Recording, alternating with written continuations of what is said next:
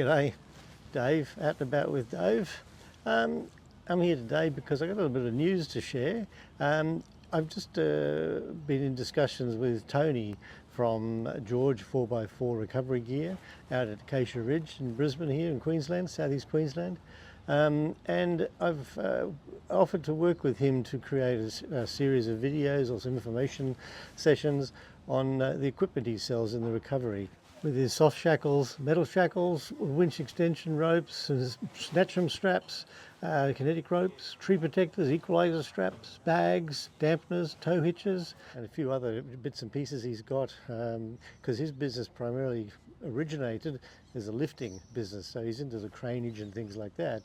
He's applied that knowledge into the four-wheel drive recovery area, which is important really because Tony offers a very practical approach to solving four-wheel drive sort of questions you have in your head about recovery gear and things like that.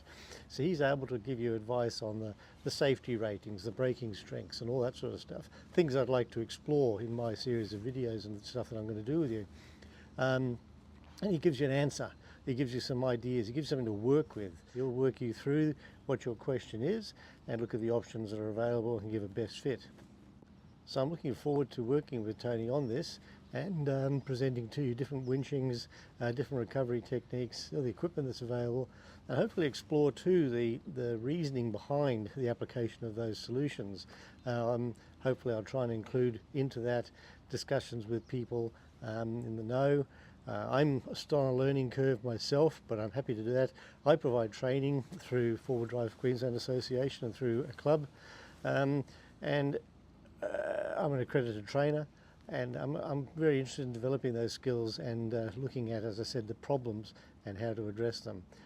It is interesting, I'll note, that when you get in your four-wheel drive, you go out to the bush and you get into strife and you start using that recovery gear. It's very similar to being in a workplace, but there's no workplace health and safety manual for you on procedures and processes that's there. There's a big, huge health and safety risk. Quite often we're in those situations, we're partying with our mates, or everyone's in very positive attitudes, or even sometimes you might be running late in the day and you want to get this problem solved.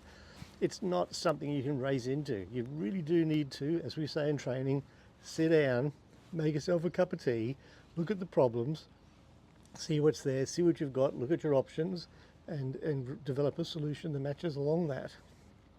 So that's what you need to do, is to do that. And then hone those skills that you've got by going on trips and that with the clubs.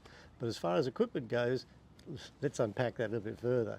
So hopefully we'll get into that very shortly, and I'll release some Facebook stuff and some YouTubes, and we'll do that through Tony's pages on the Georges4x4 Recovery Gear, and take it from there. Until then, safe travels.